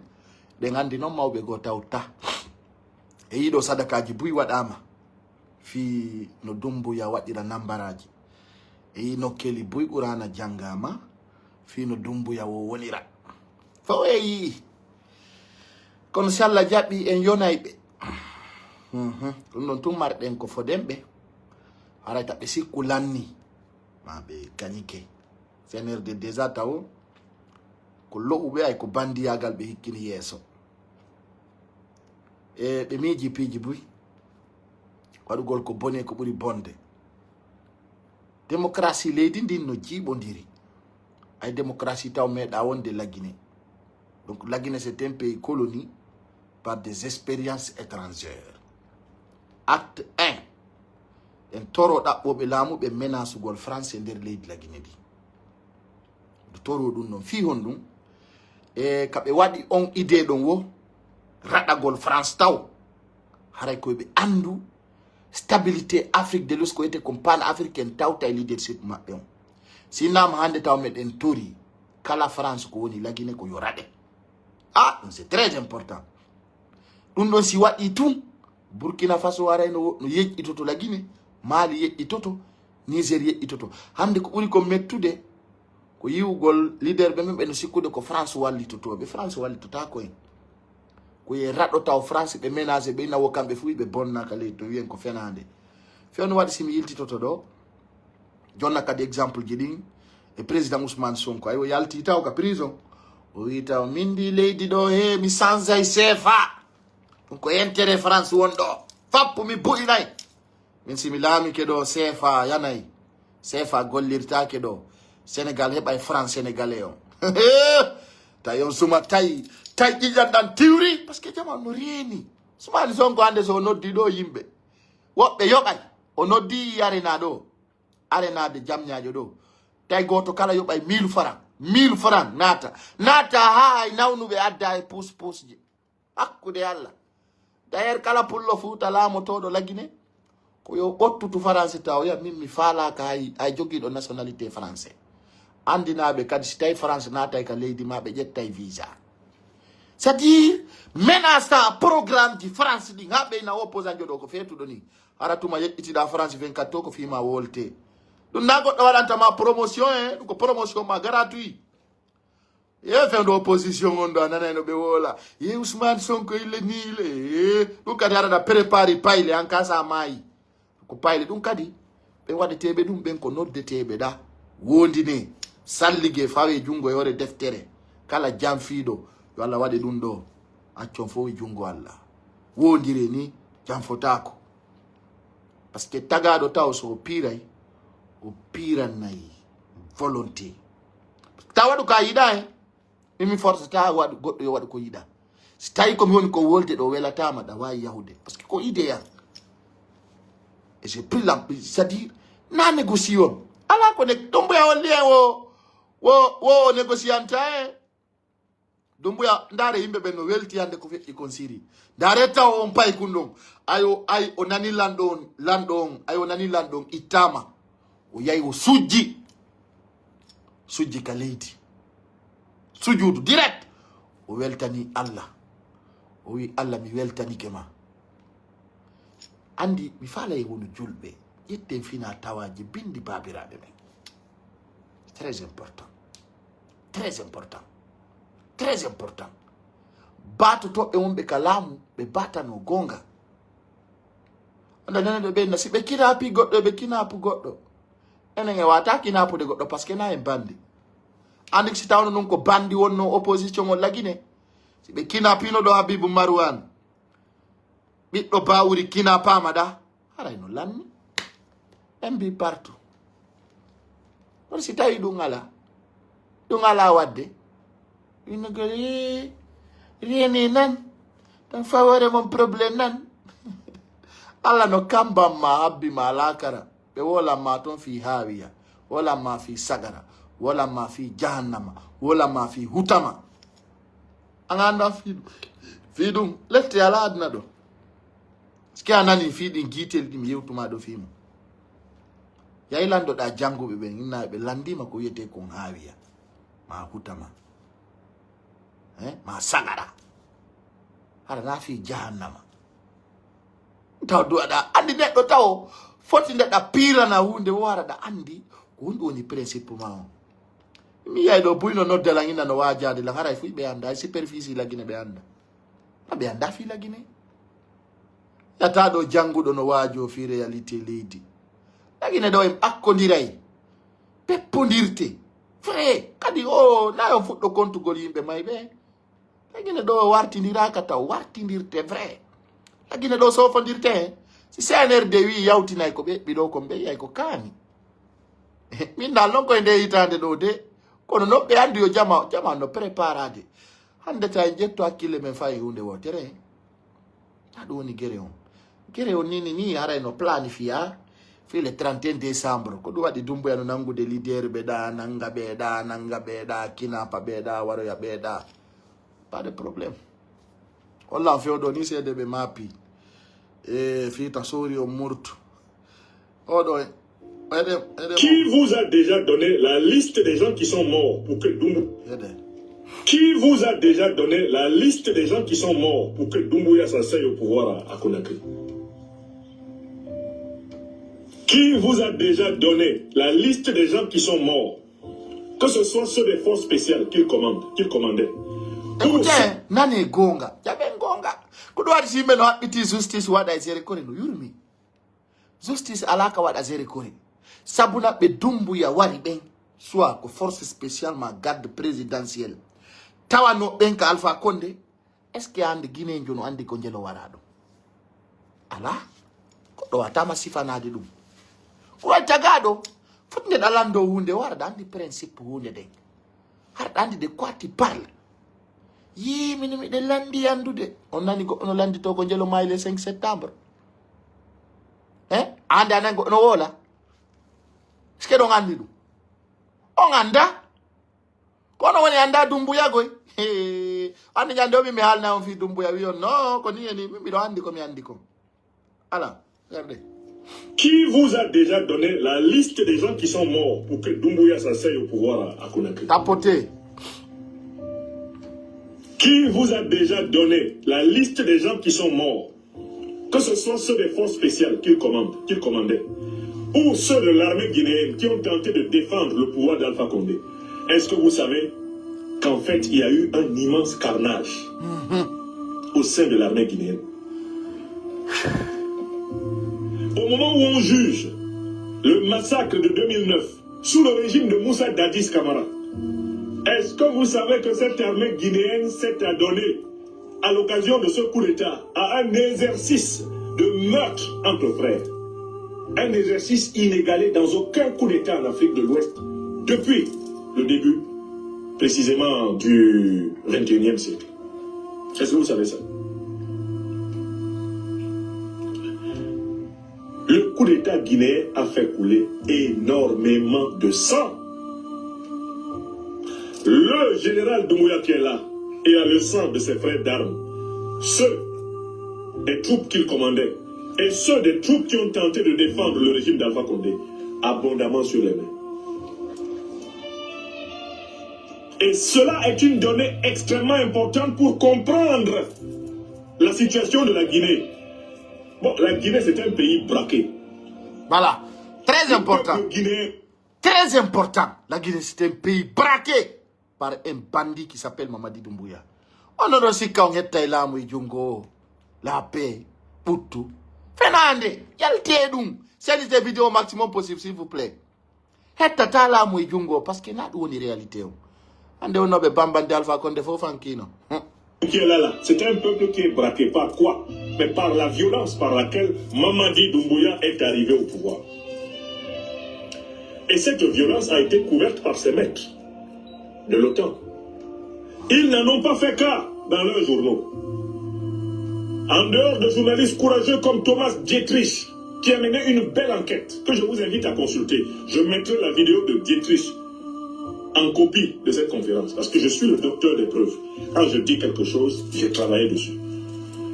Quelques courageux journalistes d'investigation ont pu établir que le coup d'état de Mamadi Doumbouya était même plus sanglant que celui de Mohamed Kaka Déby Al-Djamena. Yeah! Allahu Akbar. Quand un militaire prend le pouvoir dans un pays, en versant autant de sang, bien souvent cela vient du fait qu'il n'a pas le soutien du peuple. Parce que quand un coup d'état est porté par le peuple, voilà, on famille, on a dit coup d'état Alpha Condé wadaon. Mamadi Doumbouya ko fulbe bentu wona nomo. Fulbe bentu wona nomo. Ko wadi, c'est trop triste de voir que Mamadi Doumbouya est contre la communauté Peul. Wallahi, le 5 septembre 2021, ko fulbe bentu yaltuno kellani Mamadi Doumbouya. Il n'y avait pas de Soussou, ni Maniké, ni Forestier. C'est un grand regret que de voir aujourd'hui Mamadi Doumbouya se flanque au palais Mohamed V. On a la foule de Noirede au Djodo Fanka. Odonon kono ardino, konon oyarata. Kadigoy. Ça, je vous dis ça aujourd'hui. Mamadi Doumbouya kono ardino, konon oyarata. Le temps est le meilleur. Ododen nouvelle tori ko fe ikonsiri. Hakuni Allah. le régime est cueilli et il tombe facilement. Quand il n'est pas porté par le peuple, il faut un sacrifice de sang énorme pour s'installer au pouvoir. Voilà la deuxième raison pour laquelle Mamadi Doumbouya n'est pas un révolutionnaire. Qui vous... Et même l'argent qu'ils sont en train de gagner dans la corruption, cet argent-là ne siège pas en Guinée. Ils le prennent pour aller acheter des biens à l'étranger encore. Et en plus, vous avez dans tout ce qui est sous-traitance, ce sont les mêmes qui créent des entreprises et qui les collent à la compagnie pour laquelle ils ont signé. Le marché du transport appartient au jeune frère du ministre. Le jeune frère du ministre connaît, le ministre lui-même appelle certains de ses amis du gouvernement pour dire, bon, le transport, là je l'ai acquis, est-ce que tu as 10 camions, il faut les donner à mon petit frère, est-ce que toi aussi tu as ça et ça? C'est comme ça qu'ils ont toujours fonctionné. Donc finalement, tout l'argent se réduit dans un petit cercle de personnes. Au lieu que ça impacte positivement les populations, ils ne vous autorisent quelquefois même pas à avoir peut-être le droit d'avoir un restaurant à côté. Aujourd'hui, si vous allez au Simandou, je parle avec des gens qui travaillent là-bas. Il y a une catégorie de personnes, des employés par favoritisme, à Conakry ici, quelquefois par clanisme, qui sont capables de dire à ceux qui ne sont pas de leur cercle, ça c'est notre projet à nous. Quand tu dis notre là, tu parles de la Guinée ou de ta personne? Donc moi c'est mon frère, il est à Conakry, hein, c'est lui qui m'a amené ici. Et finalement ce ne sont pas les compétences qui comptent. Et même le nom de famille peut amener à exclure quelqu'un ou à le maintenir. Ce pays ne doit plus fonctionner comme ça. Vous savez, moi, la particularité que j'ai, c'est que je dis clairement les choses telles qu'elles sont. Moi, je n'hésite pas de les nommer. Je ne fais pas les choses pour faire plaisir à quelqu'un. Merci. Moi, je parle de la... C'est ça un leader. Leader de droit ka yugol, comme a got weltanomi. Wolu gonga. Jama on adopta gonga makan et système. C'est ça. Ta wolu ko welata yimbe, wolu ko nafata yimbe. C'est ça la vérité. Mais lorsque c'est mauvais, il faut dire que c'est mauvais. Lorsqu'il y a de la discrimination, il faut dire que c'est de la discrimination. Vraiment. On est capable de condamner le racisme ailleurs, on est capable de condamner l'injustice ailleurs. Mais quand ça se passe sous nos yeux, dès qu'on commence à parler, on dit non, tu sais, ne dis pas ça, sinon les autres vont se fâcher. Moi, je ne suis pas venu en politique pour faire... Non, et déjà, on y a une idée, idée jeunesse. C'est ça. Nyande wo nyande kudumi wo latado tous les jours. Tous les jours. C'est ça le leader. Kono inugol kanyum. Falaka utude soso. Falaka utude maninka. Falaka ufu ko fenande. Nadu wodi gonga kam. Tajabu tonyede. Sute da tonyede. Ya kuma goddo welto parce que da tonya. Fa kaya sinu no marsa. Kasata. Ta ko to jabu goddo tonyede. Ya ko fita kali mono minye ya ko benga yo be mono nani. Be mono dey. Be wada ntala ngomfalaga. enen toujours hiɗen jaɓi yo goɗɗo to ñewi en no ko fita e ngaɓu tere ɓe yo piire piire ha nafiki sintira yo piire voilà. Je suis venu parce que je me suis engagé, c'est de notre pays dont il s'agit. Les problèmes du pays, je suis prêt à les dénoncer et à les nommer. Dire clairement, voici ce qui se fait, c'est normal ou bien ce n'est pas normal. Je suis responsable de ce que je dis, je ne suis pas responsable de la façon dont les autres peuvent me comprendre. Je crois que son témoignage est en droite ligne sur ce que nous avons dit ici. Nous étions à Sangaredi il y a quelques jours. Les équipes et moi, ils sont là. J'avais même fait une vidéo à Sangaredi où j'ai fait constater par mes followers ce qui se passait là-bas. Ce n'est pas une première. Aujourd'hui, à Sangaredi, on se lève le matin. À 9h du matin, on s'arrête ici pendant 5 minutes. C'est comme s'ils ont sorti de sa salle de bain. Transpire. Ça doit être l'une des régions les plus chaudes aujourd'hui de la Guinée et peut-être même de la sous-région. Vous avez parfaitement raison, vous êtes directement impacté, c'est de là-bas que vous venez. Et c'est ce qui est inquiétant en fait. Aujourd'hui, ce qu'on est en train de nous vendre, et je le réitère, si à l'époque, avec 15 millions de tonnes de bauxite, les gens se sentaient bien, aujourd'hui on est à 150 millions de tonnes de bauxite, les gens, aujourd'hui... C'est-à-dire, qu'on a un leader, andugol les codes. C'est-à-dire, qu'il y a le code de l'État. Ça andi tout code de l'État, c'est très facile à terrasser l'intérêt de l'État. Au droit de mini Guinée, surtout en foule de fala ma ande. De quel point nous parlons? Parce que ça anda ko wolde yugel mimi da jokki kari hasio mai na dum woni leader yagal c'est des principes. Savoir ko koddo non da memude kono wadata yimbe be wona e ma kono jokkata yimbe be retena ma kono watta yimbe be adera ide ma on. C'est ça un code. Mais le code superficie de la Guinée, Aliouba connaît maintenant. Et quand il y a des guerres, voilà des guerres. Parce que quand on a on d'arte, maintenant mais on a Paul ou Pierre, en réalité mais on a ni plus de pauvreté, plus de misère, plus de destruction de l'environnement, il y a de quoi s'inquiéter. Parce que ce qui aurait été normal, c'est l'inverse qui allait se faire. Aujourd'hui, tous les Guinéens devaient courir vers Bokeh, par exemple, pour avoir des emplois. Mais le secteur minier, c'est là le piège du secteur minier, l'un des pièges du secteur minier. Le secteur minier est capitalistique, mais il n'emploie pas beaucoup. Et il y a beaucoup d'argent qui se met dedans, mais il y a peu d'emplois qui se créent parce que tant que vous ne faites pas de la transformation locale, vous ne créez pas de la valeur ajoutée. Vous prenez ce qui existe, vous sortez. Tout ce dont ils ont besoin, c'est pratiquement de la main-d'œuvre en rapport avec le transport. Et les compagnies qui vont là-bas, il y en a même des compagnies qui importent même leur propre nourriture. C'est-à-dire, il n'y a pas d'impact dans l'économie locale. Ils ne consomment rien localement. Même les cigarettes, ils les achètent, ils les ramènent, les employés de certaines compagnies étrangères. Alors, lorsque vous êtes là, des projets d'envergure en termes économiques, lorsqu'on injecte 100 millions de dollars dans un projet d'envergure, le premier objectif qu'on cherche, c'est ce qu'on appelle l'effet induit. L'effet induit en économie, c'est le caractère multiplicateur de l'investissement. C'est-à-dire vous mettez 100 millions de dollars pour créer un site de production, je ne sais pas, de quelque chose, d'une usine de transformation de fruits. L'objectif économique n'est pas seulement l'impact des 100 millions de dollars dans l'usine, parce que l'usine va transformer, va produire et va vendre, va créer des emplois directs, va payer des impôts et des taxes. Ça, c'est bien. Mais l'autre aspect que l'économiste recherche quand il initie un tel projet, c'est les activités qui vont se créer autour de l'usine. Parce que vous avez tout de suite un centre de santé qui se crée, parce que les employés, ceux qui sont là, ont besoin de se soigner éventuellement. Vous avez une école qui se crée, vous avez un restaurant qui se crée, vous avez un centre de loisirs qui se crée, etc., etc. Tous ceux qui peuvent créer des activités autour pour satisfaire les besoins de ceux qui sont venus s'installer là, c'est ce qu'on appelle l'effet induit de l'investissement des 100 millions de dollars.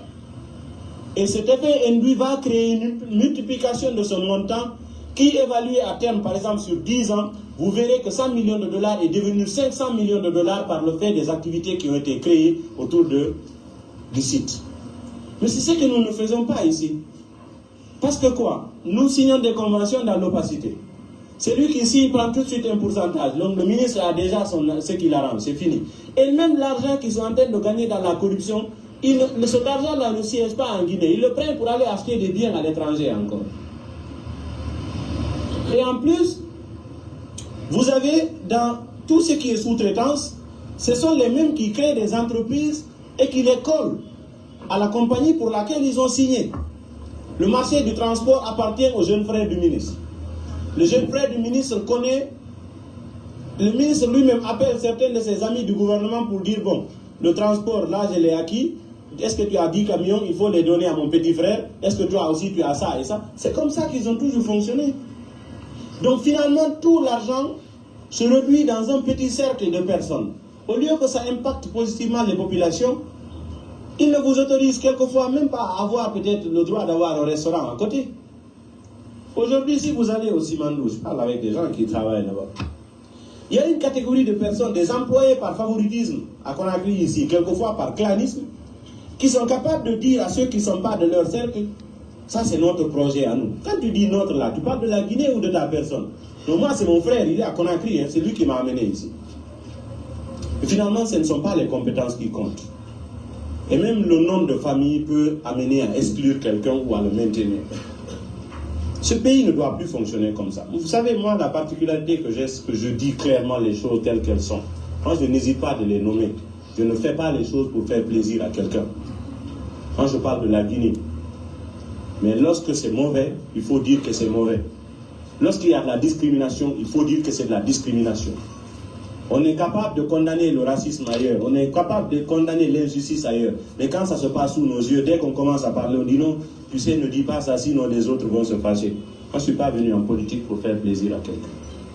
Je suis venu parce que je me suis engagé, c'est de notre pays dont il s'agit. Les problèmes du pays, je suis prêt à les dénoncer et à les nommer. Dire clairement, voici ce qui se fait, c'est normal ou bien ce n'est pas normal. Je suis responsable de ce que je dis, je ne suis pas responsable de la façon dont les autres peuvent me comprendre. Mais chacun prend en fonction de la façon dont il est. C'est aussi simple que ça. Alors, pour le cas de Bokeh, c'est connu, lorsque vous me demandez à quoi peut-on s'attendre, moi je n'ai pas voulu, vous avez remarqué, j'ai parlé du Simandou, je n'ai pas voulu associer 2040, parce que moi je ne rentre pas dans leur jeu.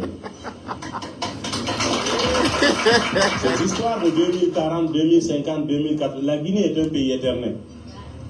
C'est vous et moi qui avons une durée de vie limitée sur Terre. La Guinée sera éternelle. Tant que Dieu n'a pas emballé la Terre, la Guinée restera. Donc quand quelqu'un me parle de 2030, 2040, 2080, 2040 là, ils veulent simplement créer un tic dans votre tête, ça veut dire on est là jusqu'en 2040. Mais qui se détrompent, on a compris ça déjà depuis longtemps. Laissez Simandou à côté. Les histoires d'associés, ça vous dit, on a un projet, on a une vision. Vous entendez hein, entre eux quand ils parlent. Non, on est là parce que là, Simandou, on va exploiter ça jusqu'en 2040, on va vous donner. Qui vous a élu? Qui vous a demandé d'exploiter quelque chose pour quelqu'un? Si vous êtes intéressé à exploiter pour 2040, 2080, on sait comment cela doit se faire.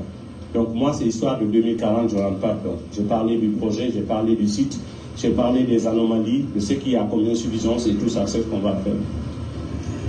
Quand nous arriverons au pouvoir, et très bientôt, nous allons... Est-ce qu'on a dit à la Ribaka? Quand nous arrivons au pouvoir, c'est pour très bientôt.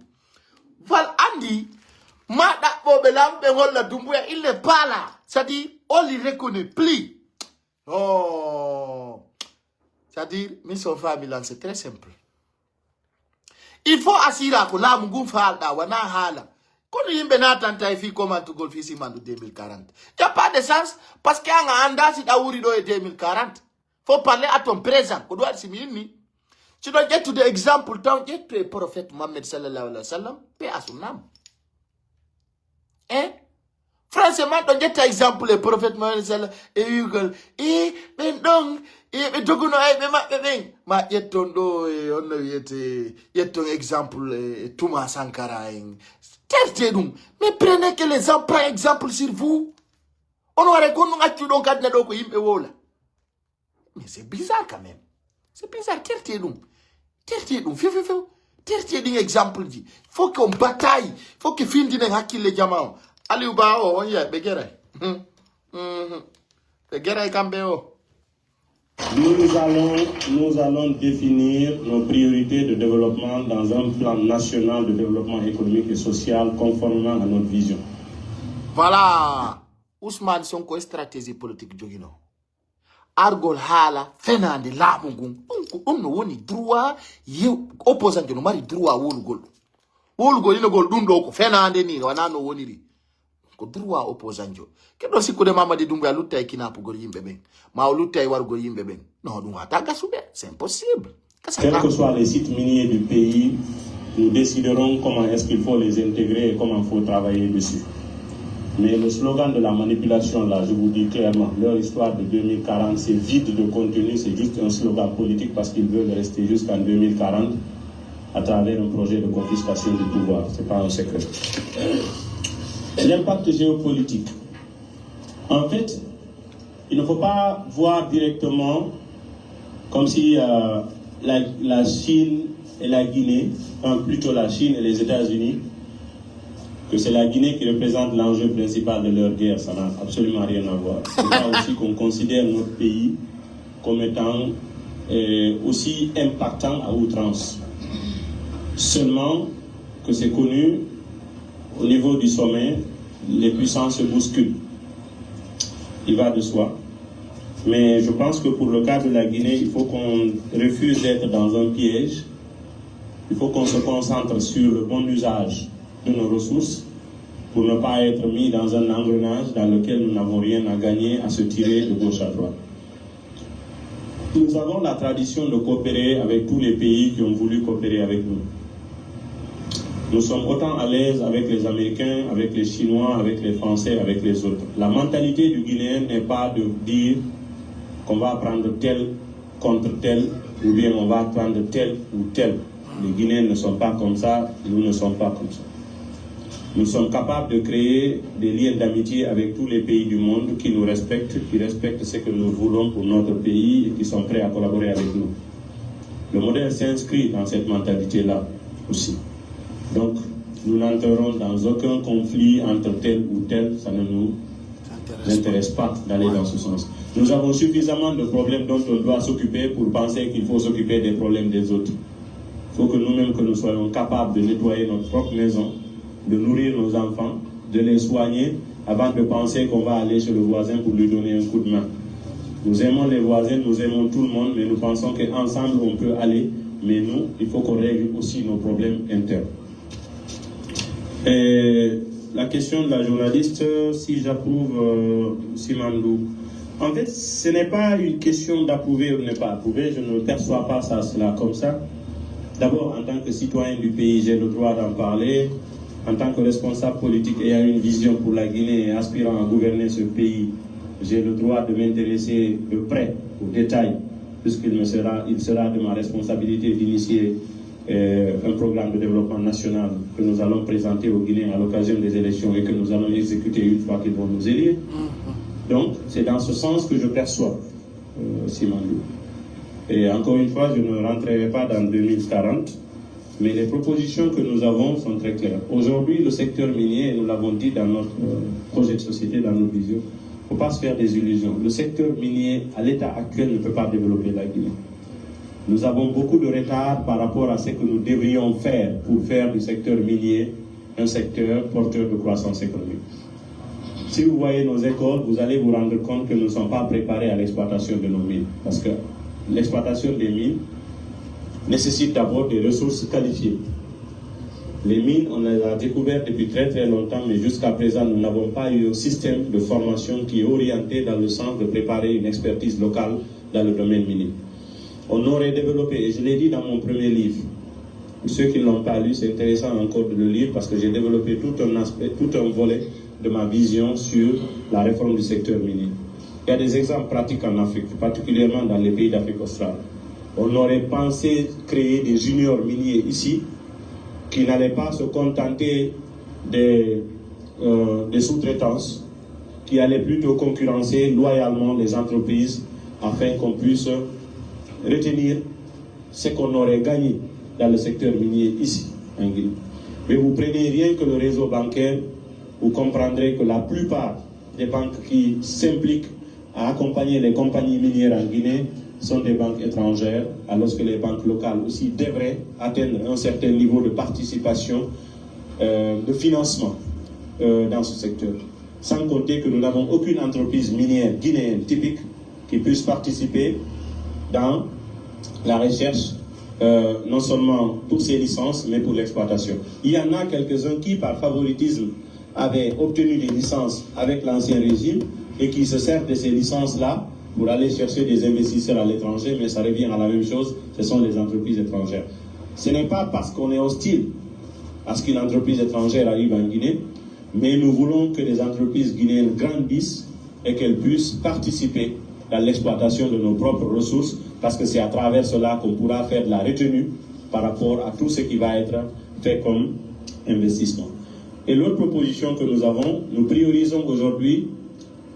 la verticalité dans l'exploitation des mines. Qu'est-ce que ça veut dire? Au lieu de travailler sur l'horizontalité, c'est-à-dire continuer d'accorder des permis, continuer d'accorder de signer des conventions en grand nombre, étant donné que ça ne fait pas,